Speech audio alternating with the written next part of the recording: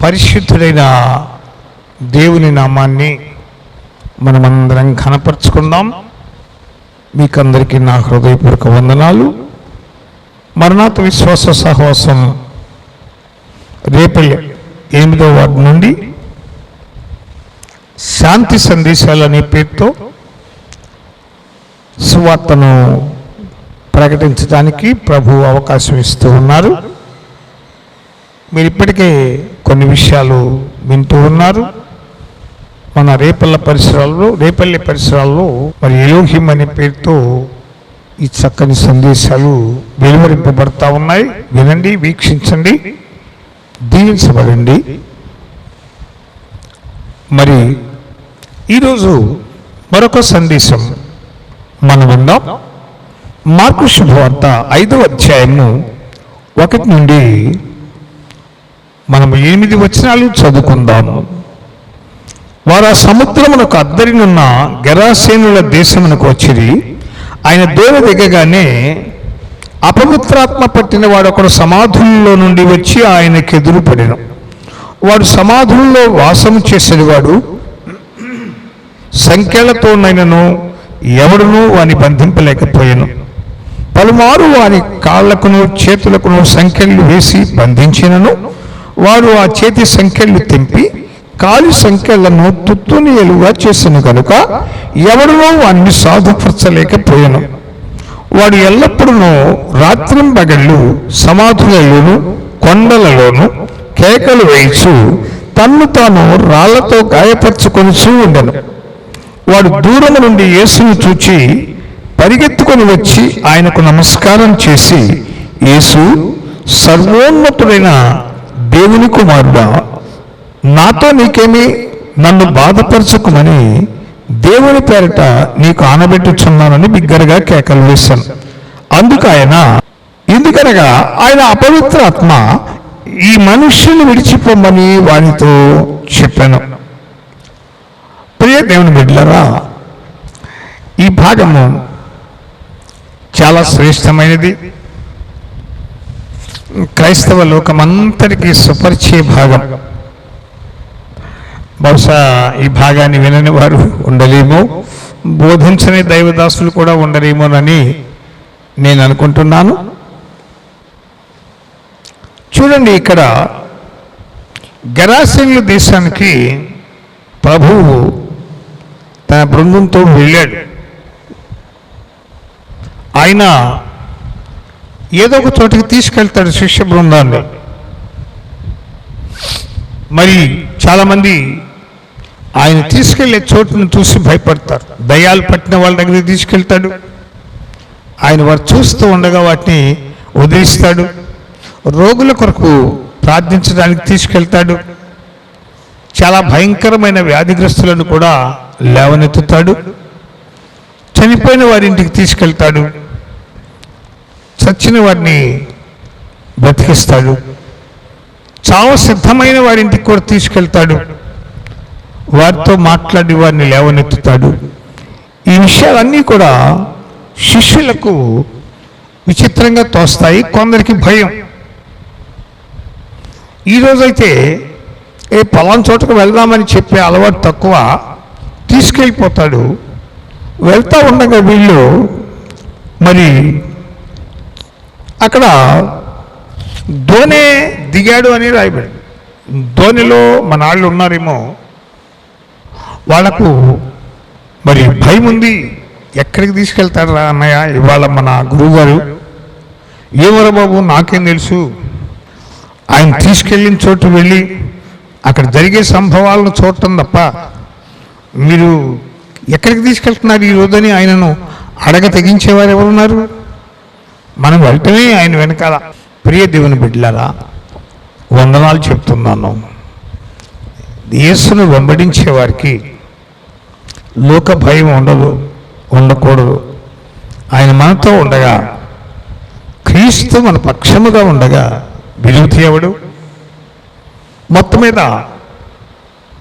పడవ దిగారు. ఆయన సరాసరి సమాధుల దొడ్డిలోకి వెళ్తున్నాడు. సమాధుల దొడ్డి దాకా అసలు పడవ ఎందుకు రావాలి? చాలా ఊర్లో బోల్డ్ స్టేషన్లు ఉన్నాయి కదా, ఎక్కడికి కాదు అక్కడికే ఆయన వెళ్ళాలనుకున్నాడు. అక్కడ చాలా దినాల నుండి లేదా సంవత్సరాల నుండి అనుకుందామా, ఆయన సమాజములో బ్రతకకుండా సమాజములో ఉన్నటువంటి యొక్క సంసార పక్షపు కుటుంబ సభ్యులను విడనాడి సంవత్సరాల తరబడి సమాధుల దొడ్డిలో వాసం చేస్తూ ఉన్నాడు. ఈ రోజున ఎంతో చక్కని కుటుంబము, భార్య బిడ్డలు, ఎంతో ఆస్తులు ఉన్నప్పటికీ మరి చక్కగా మరి మర్యాదగా జీవించే ఈ సమాజాన్ని విడిచిపెట్టి సమాధుల దొడ్డి అనుభవంలో జీవించే వాళ్ళు కొందరు ఉన్నారు. మరి వారి జీవితము బాధ్యతారహితంగా ఉంటుంది, ఒక దారుణంగాను దయనీయంగానూ ఉంటుంది. గుర్తు చేసుకోవాలి మీరు. ఎందుకంటే భార్యాభర్తల బంధం, బిడ్డల ప్రేమానురాగాలు, ఐశ్వర్యం యొక్క మరి అనుభవించేటటువంటి అనుకూలమైనటువంటి ఒక వాతావరణం, వీటన్నిటికీ దూరమైపోతూ ఉన్నారు. పరస్త్రీ పరపురుష సాంగత్యం, త్రాగుబోతులు, ఇంకా రకరకాల వ్యసనాలలో మునిగి తేలుతూ సామాజిక వ్యవస్థలో ఉన్న గౌరవనీయమైనటువంటి జీవన శైలిని బరితెగించి బజారును పడిన గాలికి వరుడాకులు రాలిపోయినటువంటి కొమ్మాకుల వలె జీవిస్తున్న వారు మీకు తెలుసు, నేను చెప్పనక్కర్లేదు. అట్లాంటి వాళ్ళు మీ కులాల్లో, మీ కుటుంబాల్లో కూడా ఉన్నారు. పేరుకి మీరు దాన్ని బట్టి గొప్పగా చెప్పుకోవటమే కానీ పాపము అనేది, అతిక్రమము అనేది, చీకటి అందరికీ ఒకటే. ఏ కులస్తునైనా తీసుకొచ్చి నేను గొప్ప కులస్తులను, నేను చీకటిని పారద్రోలగలను అని చెప్పి చీకటిలో వెలుగును పుట్టించమనండి. అందరికీ చీకటి సమానంగానే ఉన్నట్లు అదే సమయంలో వెలుగు కనుక అక్కడ ఉంటే చీకటిని అందరికీ పారద్రోలి అందరినీ వెలుగుతో ఎలా నింపుతుందో అలాగే పాపం సార్వత్రికం, అన్ని జాతుల్లో పనిచేస్తున్నది, అందరినీ సర్వనాశనం చేస్తున్నది. అలాంటి వాళ్ళు కుటుంబాన్ని, సమాజాన్ని, సంసారాన్ని, సంబంధ బాంధవ్యాన్ని విడిచిపెట్టి వారు ఈ వ్యసనాలనే సమాధుల దొడ్డిలో జీవిస్తున్న విషయం మనం ఈ భాగంలోంచి నేర్చుకోగలుగుతున్నాం. దేవుని బిడ్డ, దేవుడు నీకు ఒక సందేశాన్ని ఈ భాగం నుంచి ఇవ్వబోతూ ఉన్నాడు, నాకు ఇవ్వబోతూ ఉన్నాడు. నీ కుటుంబం ఎలా ఉంది? నీవు ఎలా ఉండగలుగుతున్నావు? దేవుడిచ్చిన భార్య బిడ్డలతో సంతోషంగా, సంతృప్తికరంగా ఉండగలుగుతున్నావా? నీ పిల్లల ఆలనా పాలన పట్టించుకోగలుగుతున్నావా? నీ భార్య నీకు ఇచ్చిన చక్కని సంసార సంబంధంతో పాటు నీ రక్తానికి మరి నీ ప్రేమకు ప్రతీకలుగా నీ బిడ్డల్ని ఇచ్చింది కదా, ఆ ఇచ్చిన భార్యను గౌరవిస్తూ నీ రక్తాన్ని బిడ్డలుగా మార్చి నీ ఒళ్ళో పెట్టిన ఆ బిడ్డలను ఆ భావి భారత పౌరులుగా, దేవునికి మహిమకరమైనటువంటి యొక్క వస్తువులుగా తీర్చిదిద్దే ప్రయత్నంలో ఉన్నావా? బాధ్యత మరచి నీ శరీర సంబంధమైన కోరికలతో హద్దు మీది నీ ఇష్టానుసారంగా జీవిస్తూ నీ కుటుంబాన్ని, నీ హృదయాన్ని ఒక సమాధుల దొడ్డి అనుభవంలో మార్చుకుంటున్నావా? చాలా జాగ్రత్త. యేసుక్రీస్తు నిన్ను తన వాక్కు ద్వారా, తన దాసుని ద్వారా నిన్ను హెచ్చరిస్తున్నాడు సుమా. నీ క్షేమం కొరకు తప్ప ఈ సందేశాలు వేరే దానికోసం కాదు. జ్ఞాపకం చేసుకో. ఒకవేళ నీ ప్రయత్నాలు విఫలమైతే మిట్ట మధ్యాహ్నమే నీ కుటుంబము, నీ సంసార జీవితము సమస్తము కూడా చిమ్మ చీకట్లాగా ఉంటే దాన్ని వెలుగుతో నింపుకోవటానికి నీకు ఇష్టమైన నీ ప్రయత్నాలు వ్యర్థమై ఎదురు దెబ్బలు తగులుతూ నీవు అనుకున్నది సాధించలేని అచేతనంగా నువ్వు మిగిలిపోయినప్పుడు, నీ ప్రయత్నాలన్నీ కూడా నిర్వీర్యమైపోయినప్పుడు నీకు మేలు కలిగించే దేవుడు అక్కడ ఉన్నాడు. నువ్వు ఆశ్రయిస్తే ఆయన నీకు సమస్తాన్ని చక్కబరుస్తాడు. అది నేను దేవుని ప్రతినిధిగా నీతో మాట్లాడుతూ ఉన్నాను. అతడు సమాజానికి దూరమై సమాధుల దొడ్డిలో అతడు జీవిస్తాడు. సంఖ్యలతో గ్రామస్తులంతా బంధించి ఇంట్లోకి తీసుకొచ్చి తన కుటుంబీకులతో కలపాలని బహు ప్రయత్నం చేశారంట. కానీ వాడి పట్టిన దురాత్మల ప్రభావం వల్ల వాడు చాలా దారుణమైనటువంటి హింసాత్మకమైన పరిస్థితుల్లో ఉన్నాడు. వాడు చీకట్లో ఉన్నాడు, వాడు సమాధుల్లో ఉన్నాడు, వాడు వివస్త్రుడై ఉన్నాడు, దిగంబరిగా ఉన్నాడు. అది చాలదని తన శరీరాన్ని రాళ్లతో కోసుకొని గాయపరుచుకుంటూ పైచాచిక ఆనందాన్ని పొందుతున్నాడు. తైల సంస్కారం లేని తల, గాయపరచబడిన శరీరం, దిగంబరత్వం, మనశ్చాంచల్యం, సమాధానం లేని బ్రతుకు, గురి గమ్యము లేని జీవన విధానం, చచ్చిన వారి మధ్య బతికున్న వీడు వాసం చేస్తున్నాడు. ఇది దారి తెన్ను లేని బ్రతుకు. జ్ఞాపకం చేసుకోండి, ఇక్కడికి ప్రభువు రావాలనుకున్నాడు. నీ ఇంట్లో ఈ వాతావరణం ఉంటే, ఇది వింటూ ఉండగానే ప్రభువు నీ ఇంట్లోకి రావాలనుకుంటున్నాడు. ఎందుకంటే నీది ఇల్లే, మేడే, నేను కాదనను. ఆధునిక పరికర సముదాయం సంపూర్ణంగా ఉన్నటువంటి అన్ని పరికరాలు అమర్చిన ఇల్లే, నేను కాదనను. ఇంట్లో లేనిది లేదు, ఒక్క సమాధానం తప్ప.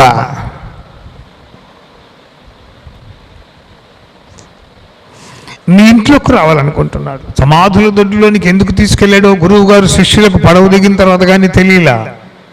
ఆయన బోధ ఏమీ చేయలేదు. కానీ ఆయన ముఖారవిందాన్ని వీక్షించగానే ఆ దురాత్మ సమేతంగా ఉన్నటువంటి ఆ దిగంబర చక్రవర్తి మాట్లాడుతున్నాడు. అతనిలో ఉన్న దురాత్మలు మాట్లాడుతున్నాయి అన్నమాట. 7వ వచనంలో ఉంది, సర్వోన్నతుడైన దేవుని కుమారుడా యేసు, నాతో నీకేమీ, నన్ను బాధపరచుకోమని దేవుని పేర ఆనబెడుతున్నాను. సరే కానీ అతన్ని విడిచిపో ప్రభువు ఆజ్ఞాపించాడు. ఇక్కడ ఒక పెద్ద సంభాషణ జరిగింది దురాత్మకు యేసయ్యకు. దయ్యాలన్నాయి, మమ్మల్ని అప్పుడే పంపించబాక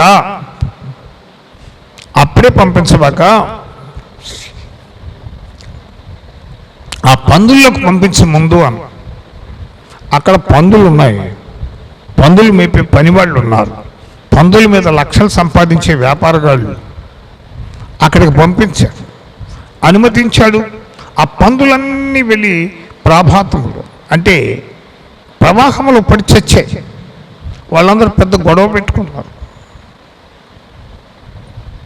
ఒకడేమో సమాధుల్లోంచి బయటకు వచ్చాడు, పందులేమో చచ్చిపోయాయి. 2000 పందులన్నీ లెక్కేశారు. ఆ దినాల్లో తక్కువ రేట్లో 2000 పందులు, ఒక పంది 2000 మనం అనుకుంటే ఈజీగా ఇవాళ 10,000 20,000 కూడా ఉండొచ్చు. ఆ రోజుల్లో 2000 పందులు అంటే 2000 ఇంటూ 2000 ఈజీ కొట్టు 40 లక్షల రూపాయలు సముద్రంలో పడి నాశనమైన పర్వాలేదు. కానీ సమాధుల దొడ్డిలో ఉన్నటువంటి యొక్క ఈ దౌర్భాగ్యుడు సమాజంలోకి రావడానికి దేవుడు ఇష్టపడ్డాడు. మీకు తెలుసా, ఈ సన్నివేశం మీకు ఏం తెలియజేస్తుందంటే, కొన్ని కోట్ల రూపాయల కంటే ఒక వ్యక్తి పాపి యొక్క ఆత్మ రక్షింపబడి పరిశుద్ధుడిగా మార్చబడటం యేసయ్యకు ఇష్టం. అదే ఆయన సందేశ సారాంశం. దేవుని ప్రజలారా, అక్కడికి వచ్చాడు, మమ్మల్ని వదిలిపెట్టేసేసాయి, పంపించు. వాళ్ళంతా తిరగబడ్డారు. మా ప్రాంతం వదిలిపెట్టి వెళ్ళిపో. మా ప్రాంతంలో కుటుంబాన్ని వదిలిపెట్టి సమాధుల దొడ్డిలో జీవించి ఒక దౌర్భాగ్యుడు రక్షింపబడ్డాడు. ఓ త్రాగుబోతు మారాడు, ఓ ప్యాకాటగాడు మారాడు, మెళ్ళ నగలు లేకపోతే ఇల్లు పొలం అంతా కూడా తగాదాలు వాడు ఆ తాకట్టు పెట్టేసి పాడు చేసేవాడు. కోడి పందాలు, చక్రమాటలు, గుర్రం పందాలన్నీ కూడా మరి చేస్తూ ఆ సొమ్మంతా నాశనం చేసేటటువంటి యొక్క వాడు ఒకడు బాగుపడి వాడి ఆస్తి అంతా జేబులోనే ఉన్నారు. ఒక ఆయన త్రాగుబోతు మారిన తర్వాత అంటాడు మా సమాజంలో ఒక ఆయన, అయ్యా ఈ త్రాగుబోతునం మారిన తర్వాత జేబులో డబ్బులు ఎక్కడే ఉండిపోతున్నాయండి. అప్పుడైతే ఈ జేబులో డబ్బులు ఉండేవి కాదు, చాలక తెలిసిన స్నేహితుడి జేబులో దొంగతనం చేశానండి చెప్తే సిగ్గుగానే అన్నాడు. జీవము గల దేవుని యొక్క నామము యేసుక్రీస్తు పరిశుద్ధ నామములో ఒక పాపి, ఒక బంధకాలలో ఉన్నవాడు, ఓ అస్వతంత్రుడు, ఓ బానిస, జీవము గల దేవుని నామములో సమాధుల్లోంచి సమాజంలోనికి రావటం ఇక్కడ చూస్తున్నాం. ఆలోచించారా? శిష్యులకు అర్థమవుతోంది. బాబోయ్, మన గురువు గారు దినమనకు ఒక చోటకు తీసుకుని వెళ్ళటంలో ఆ యొక్క అర్థం ఏంటంటే, ప్రతిరోజు ప్రతి చోట ఒక అద్భుతాన్ని చేస్తున్నాడు మన గురువు గారని వారు ప్రభువును స్తుతించడం మొదలుపెట్టారు. దేవుని ప్రజలారా, అక్కడ ఆ అపవిత్రాత్మలు పట్టినటువంటి వాళ్ళు, అపవిత్రాత్మలు పట్టినటువంటి ఆ పందులు చూస్తే 2000 కనబడతాం. నిజానికి పందులు 2000 కాబట్టి మనం ఆ 2000 దయ్యాలని అనుకుంటున్నాం కానండి, అసలు ఆ దయ్యాన్ని మీరు ఎంతమందిని అడుగుతాడు ఆయన. ఎంతమందిని అడిగితే నీ పేరేంటంటే 9వ వచనంలో అంటారు, వాడు అంటారు నా పేరు సేనా అంటాడు. వాడు మాట్లాడేటప్పుడు సింగులర్లో నేను అంటాడు కానీ, నేను నన్ను అంటాడు కానీ వాడు సేనా అంటాడు. సేనా వ్యూహము అంటే మరి 6000 అని అర్థం. ఒక సేనా వ్యూహం అంటే 6000, చచ్చిన పందులు 2000 అంటే ఇంకా 4000 దయ్యాలు రెడీగా ఉన్నాయి. యేసయ్య మాట్లాడినప్పుడు పేతురుతో ఆ బల్కు అనేవాడి చెవి నరికినప్పుడు అంటాడు, నేను వేడుకుంటే నా తండ్రి నాకు 12 సేనా వ్యూహంలో కంటే ఎక్కువైనటువంటి సైన్యాన్ని నాకు పంపదని నువ్వు అనుకుంటున్నావా పేతురు? 12 సేనా వ్యూహాలు 12 6 72,000 మందిని చిటికలో నాకు పంపగలడు. నువ్వు కత్తి పెట్టి సంపాదించిన అవసరం లేదు. నేను కత్తితో నీకు నేర్పలేదు, కత్తిని చెప్పలేదురా, నేను మీకు కరుణతో సాధించమన్నాను. కరుణ కంటే పదునైన కత్తి ఏది లేదని చెప్పలేదా నీకు? పేతురుతో అంటాడు ప్రభు. దేవుని బిడ్డ, నెమ్మదితో కూడిన నీ హృదయంలో అలజడిని అణిచివేసేసి ప్రశాంతతను నీకు ఇచ్చే దేవుడు. సమాధుల దొడ్డి అనుభవం ఉన్న నీ కుటుంబాన్ని, కంపు కొట్టే నీ అనుభవాన్ని, కంపు నీకు ఇంపుగా ఉన్నప్పటికీ అది మంచిది కాదని చెప్పి శిశులైన సమాధానంతోనూ మరి పరిమళ సువాసన ఆ ద్రవ్యముగా నీ కుటుంబాన్ని, నీ బిడ్డలను మార్చే దేవుణ్ణి ఈరోజు నువ్వు అంగీకరించాల్సిన ఆవశ్యకత ఎంతైనా ఉంది. రేపు నీది కాదు. ఒకవేళ రేపు ఏమవుతుందో నీకు తెలియదు. మీరేను రేపేను దూరం వెళ్ళి వ్యాపారం చేసి లాభం సంపాదించుకొని వత్తము రండని చెప్పుకుని వాళ్ళారా, రేపేమి సంభవించదో మీకు తెలీదు. ఈ లోకమునకు అంతం రాబోతోంది. హోమగామి అయినటువంటి యొక్క చక్కని మరి ఆ చంద్రమండలానికి ప్రయాణం చేసి వచ్చినటువంటి సునీత గారు వచ్చి చాలా చక్కని సందేశం ఇచ్చారు. జ్ఞాపకం చేసుకోండి. దాన్ని తీసుకెళ్ళిన యంత్రం ఒక వాస్తవాన్ని రికార్డ్ చేసిందంట. భూమి మీద ఏ పురుగు లేకుండా సర్వనాశనం కాబోతుంది, భూమి మీద సకల ప్రాణులు సర్వనాశనం కాబోతున్నాయని అలజడి పుట్టించారు. ప్రపంచ దేశాధినేతలందరూ కూడా ఆమె మాటలు 1కి 4 సార్లు విన్నారు.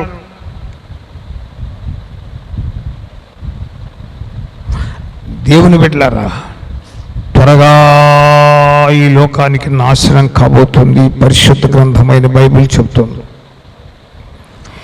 దానికి ముందు మనము సిద్ధపడాల్సిన అవసరం ఉంది. మన పాపంలో క్షమాపణ పొందితే మరణించిన మన ఆత్మ దేవుడు సిద్ధపరిచిన పరలోకం అనే ప్రాంగణంలో ఉంటుంది. దీన్ని మనందరం నమ్మాలి. ఇప్పటికే అనేక కోట్ల మంది నమ్మారు. క్రీస్తును నమ్మిన వారిలో అనేక కోట్ల మంది ప్రథమ స్థానంలో ప్రపంచ జనాభాలోనే ఉన్నారు.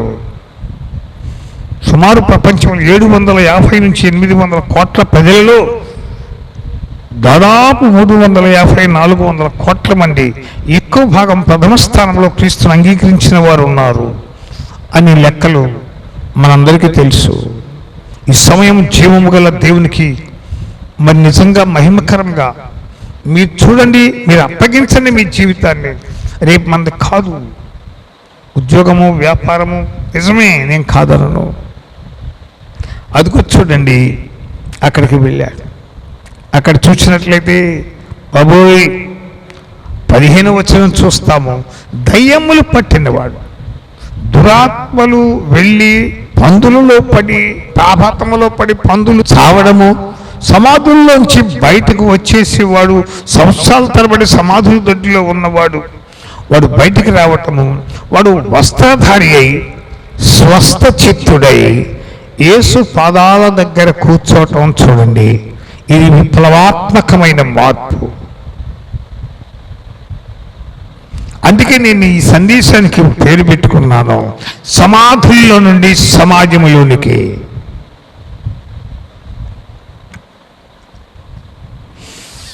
పదిహేనవ వచనంలో జనులు జరిగినది చూడవెళ్ళి యేసునొద్దకు వచ్చి, సేన అను దయ్యములు పట్టిన వాడు బట్టలు ధరించుకొని స్వస్థ చిత్తుడై కూర్చుండి ఉండుట చూచి భయపడిరి. ఈ భయపడిరి అనే మాటను 2 మాటలు నేను వివరిస్తాను. అతనికి భార్య, 3 కుమారులు ఎదిగి వచ్చిన వారు ఉన్నారు. పొలముంది, సపోటా, బత్తాయి, మామిడి వంటి తోటలు ఉన్నాయి, మంచి ఇల్లు ఉంది. కానీ వీడు దారి తొలగి సమాధుల దొడ్డిలో జీవిస్తున్నాడు.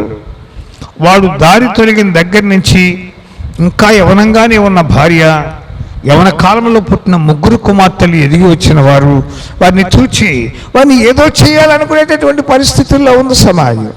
వారి పొలాన్ని, వారి పంటను, వారి పండ్లను దోచుకోవాలనుకుంటుంది సమాజం. భార్య బిడ్డలకు దూరమైన ఇతను దూరంగా ఉన్నందువల్ల తన భార్య బిడ్డలను అన్యాక్రాంతం చేయాలని, ఆస్తిని అడుపుకోవాలని అనుకుంటున్నారేమో కానీ అనుకోని విధంగా ప్రభువు దర్శించినందున అతడు వచ్చేసాడు ఇంటికి. అతడు ఎప్పుడైతే వచ్చి బాగా ఈ వస్త్రాలు ధరించుకొని ఆ యొక్క కుటుంబంలోనికి వచ్చేసాడో అప్పుడు వీళ్ళు భయపడ్డారంట. ఎందుకండి భయము? ఇక వాడి కుటుంబం జోలికి వెళ్ళలేం మనం. దేవుడు వాడిని బాగు చేశాడు. నీ కుటుంబం బాగుందా? నీ భర్త అనుకూలంగా ఉన్నాడా? నీవు ఎదిగి వచ్చిన నీ బిడ్డల ముందు సరైన క్యారెక్టర్ కలిగి ఉన్నావా? తల్లి, తండ్రి నీ బిడ్డలను గౌరవించే, నీ బిడ్డలు నిన్ను గౌరవించే స్థాయిలో నువ్వు బ్రతుకుతున్నావా? అర్ధరాత్రి వేళ ఏదో మైండ్ ఒక రకంగా ఉన్నప్పుడు వెళ్ళి తలుపు కొట్టేవాడంట. ఏమే తలుపు తీ అంటే, అమ్మా నాన్న వచ్చాడే అంటే, నాన్న వస్తే మనకెందుకమ్మా, ఇంకా నాన్న మామూలుగా రాడుగా, దిగంబరిగా వస్తాడు, జుట్టు పెంచుకుని వస్తాడు, రక్తసిక్తమైన శరీరంతో వస్తాడు, సరిగా మాట్లాడు, తలుపేసి గేటేసి రావి అంటే కళ్ళ నీళ్ళు కళ్ళను గొక్కునే దినాలు పోయాయి. ఈ రోజున పట్టపగలు వెళ్ళాడు. మళ్ళీ పెద్ద కూతురు చెప్పింది, అమ్మా నాన్న వచ్చాడే అని. గేటేసేయి అంది. లేదమ్మా, నాన్న రోజులాగా రాలేదు, ఈరోజు వస్త్రాలు ధరించుకుని స్వస్థ చిత్తుడై వచ్చాడు, లోపలికి వచ్చాడు. ఏం జరిగింది అంది. బిడ్డలను చూచాడు, మామూలు మైండ్ వచ్చింది. భార్యను చూచాడు, దుఃఖపడ్డాడు, కాళ్ళ మీద పడింది, ఏడ్చింది ఏకధాటిగా. ఏం జరిగింది? ఎవరు చేశారు? ఈరోజు రక్షకుడు నా కోసం సమాధుల దొడ్డిలోకి వచ్చి నన్ను సమాజంలోకి తీసుకొచ్చాడు. ఏది ఆయన ఎక్కడున్నాడు? ఇట్లా జరుగుతుందని నేను అనుకోలేదు.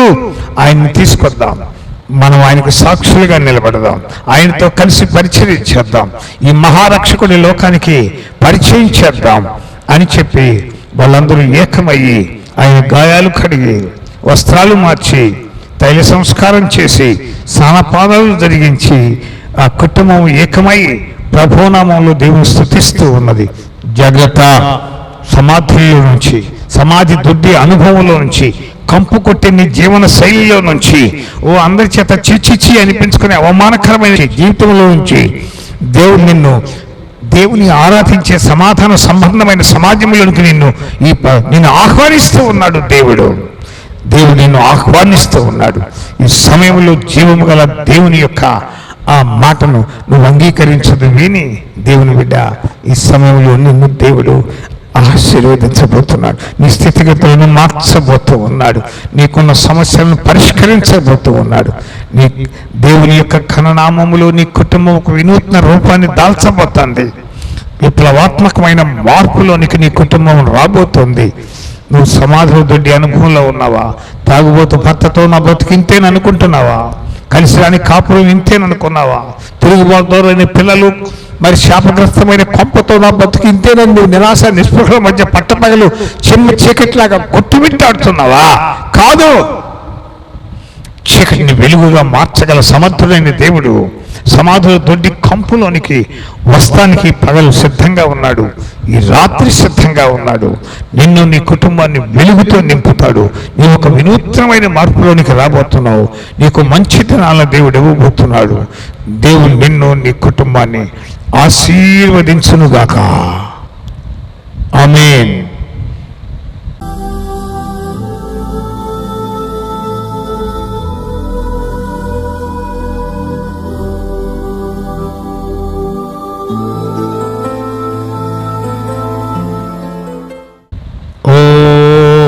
ప్రియమైన పరలోకపు తండ్రి, సర్వాధికారి,